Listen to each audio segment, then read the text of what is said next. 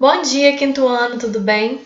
Na nossa aula de hoje, de ciências, nós iremos começar fazendo a correção da atividade do dia 8, que foi a experiência do dia 13, essa experiência das 3 colheres, e depois faremos atividades no CA, página 58, sobre imã, e iremos estudar também as páginas 19 e 20 da apostila, que são outras propriedades dos materiais.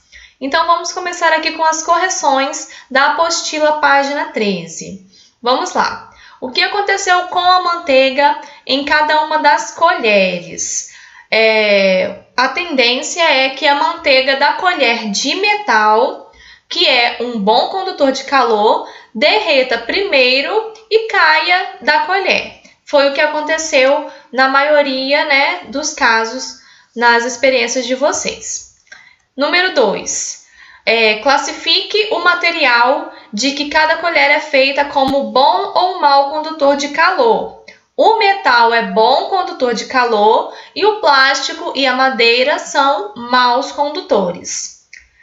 E para a pessoa preparar uma sopa sem correr o risco de queimar a mão, a colher mais indicada seria a de plástico ou então a de madeira. Quem fez experiência com colher de silicone, ela também é indicada, porque esses materiais são maus condutores de calor, então com isso a pessoa não queimaria a mão por causa dessa má condução de calor. Então agora vamos para as explicações das atividades do CA, página 58.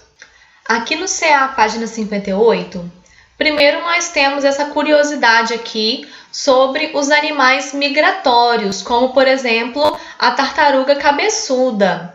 Dizem alguns pesquisadores que as tartarugas cabeçudas elas conseguem perceber o campo magnético da Terra e com isso elas conseguem nadar do Brasil até o hemisfério norte da Terra, acompanhando esse campo magnético. Mas as atividades mesmo são aqui, os exercícios 10 e 11.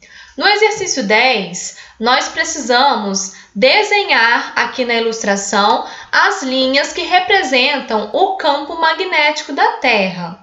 Para isso, vocês podem voltar na página 16 da apostila, que foi quando a gente estudou sobre esse campo magnético da Terra. Então, é só observar o desenho que tem lá. Já no exercício número 11, as bússolas são feitas de material magnético e apontam para o polo norte geográfico, ou seja, o polo norte do planeta Terra. Sabendo que os polos de um ímã podem se atrair ou repelir, conforme nós estudamos também na página 16 da apostila, explique como uma bússola funciona. Então, a gente precisa lembrar que o polo sul com o polo sul dos ímãs, eles se repelem e o polo sul com o polo norte, eles se atraem. Lembra daquela história de que os opostos se atraem? Então, a gente precisa analisar aqui, o polo norte geográfico. A gente já sabe que o planeta Terra funciona como um ímã gigante. Então, o polo norte geográfico é um dos lados, um dos polos desse ímã. E aí, nós temos a bússola, que é um outro ímã. Então, para a bússola indicar esse norte geográfico, qual polo é a ponta daquela bússola? É o polo sul, aliás, é o polo norte também, ou é o polo sul, que seria, no caso, o oposto? Então, é com base nessa explicação que vocês irão responder aqui o número 11. E agora vamos estudar as páginas 19 e 20 da apostila. Então, primeiro, pause o vídeo, faça essas atividades enquanto a gente está nesse assunto, porque agora a gente vai começar um novo conteúdo.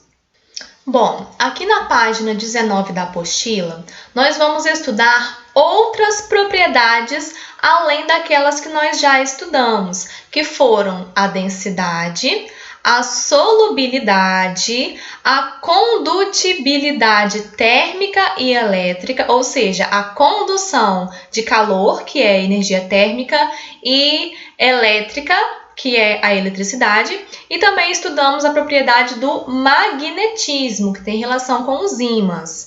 Porém, existem outras propriedades que nós vamos observar aqui agora. Por exemplo, a gente consegue ver através de um vidro por causa da propriedade dele ser transparente.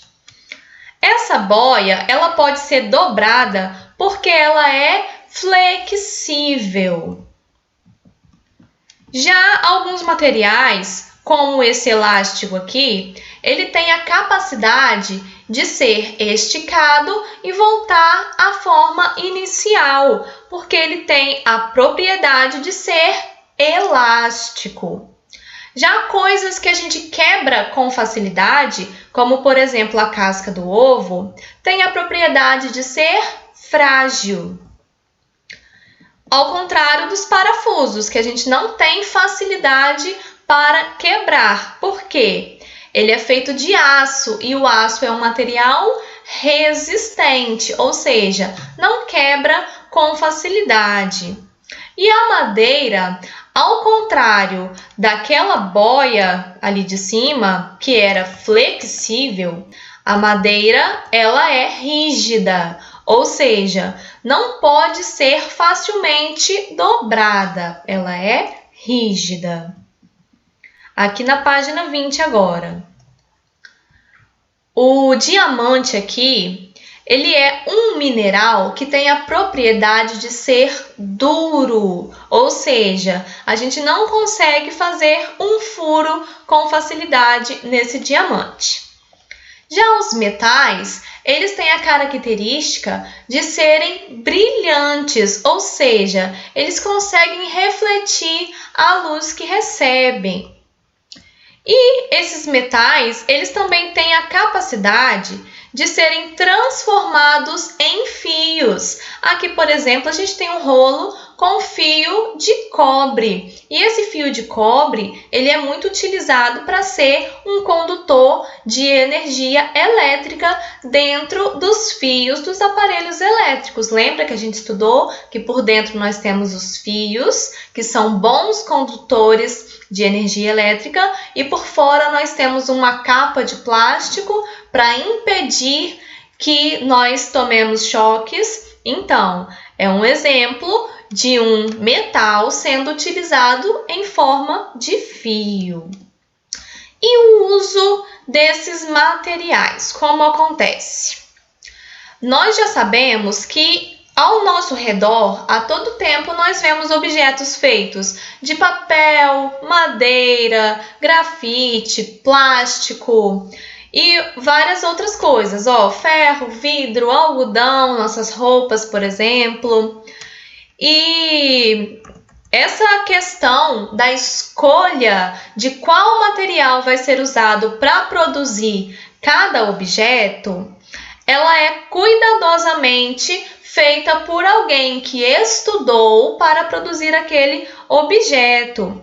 E a escolha desses materiais, ela depende das propriedades de cada um, ou seja, o que a gente espera com aquele material naquele produto. Aqui, por exemplo, nós temos um tênis e, em geral, os tênis são feitos com couro, tecido, borracha, plástico e metal.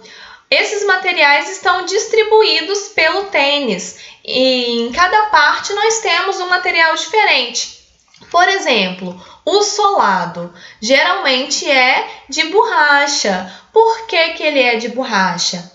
Porque a borracha ela é flexível, ela pode ser dobrada e isso vai trazer para a gente um conforto maior ao andar com esse tênis. Já os cadarços, por exemplo, eles geralmente são feitos de tecido. O tecido, ele consegue ser moldado para formar o laço. Já pensou se esse cadarço fosse feito de aço? A gente conseguiria dar esse laço no nosso tênis, não seria possível, não é verdade?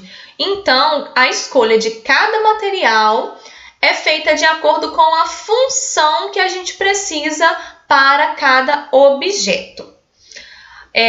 No próximo capítulo, nós iremos estudar sobre os problemas causados pelo lixo que produzimos, ou seja, é muito importante saber escolher bem o material que vai ser feito cada produto, para que tenha uma durabilidade maior e a gente consiga usar, então, por mais tempo, de modo que a gente evite que aquele produto logo vire um lixo, porque acumular lixo é um grande problema que nós veremos no próximo capítulo.